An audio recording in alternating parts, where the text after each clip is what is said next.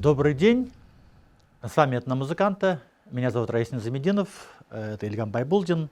Мы продолжаем уроки по горловому пению, по башкирскому горловому пению узляу. Сегодня у нас завершающий урок, и мы хотим показать, как используется горловое пение при исполнении башкирских народных мелодий. Для этого мы будем применять башкирский народный инструмент курай, тумбра. И хотим сыграть несколько произведений, несколько мелодий, где мы будем совмещать среднее, низкое и высокое горловое пение при игре с инструментами. Итак, первая мелодия. Отрывок из башкирского народного эпоса «Алпамыша». «Алпамыша» в переводе обозначает «великан».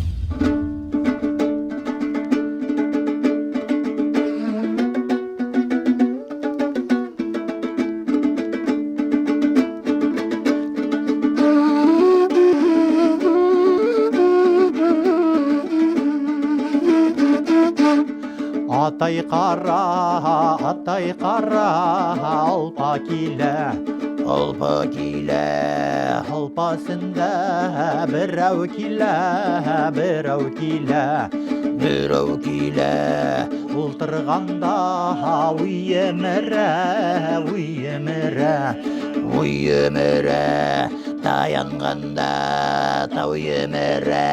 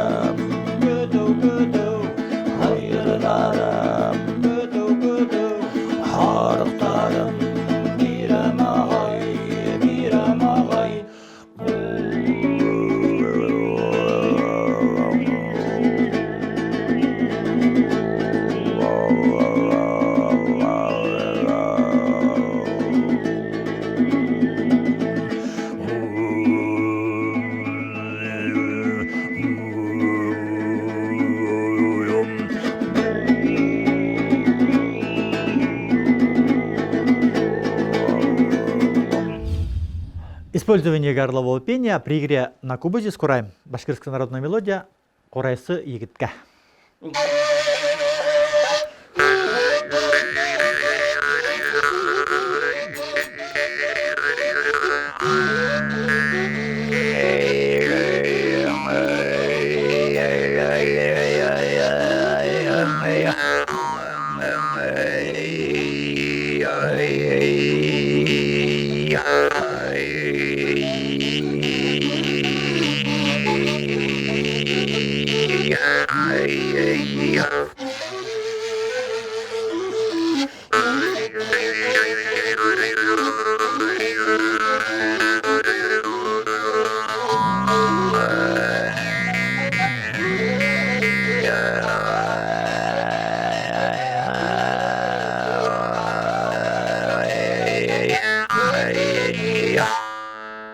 Использование горлового пения при игре на кураях. Башкирская народная мелодия «Игидак».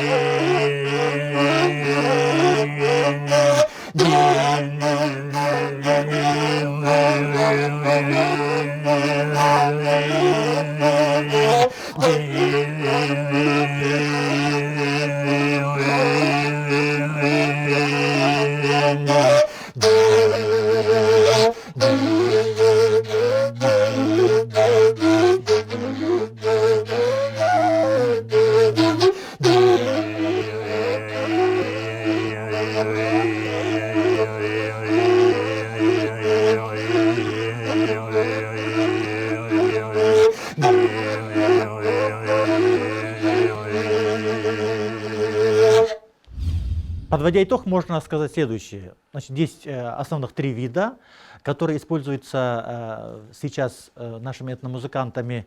Это среднее, низкое и высокое горловое пение. Это искусство у нас было давно, об этом писали и Лев Николаевич Толстой, и Рыбаков, и Лебединский. Об этом было написано в советской энциклопедии, что Узляу, Гыздау, Гызлау, Кайдау, Тамакурай. И, как вы уже убедились,